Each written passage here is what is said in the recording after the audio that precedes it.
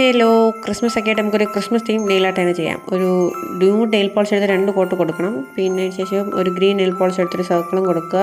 ഒരു റെഡ് എടുത്തിട്ട് 2 മുകളിലോട്ട് 2 കൊമ്പ്, താഴോട്ട് 2 കൊമ്പ്. പിന്നെ ഒരു ഡോട്ടിങ് ടൂൾ എടുത്തിട്ട് കുറച്ച് ഡോട്ട് ഇട്ട് കൊടുക്കുക.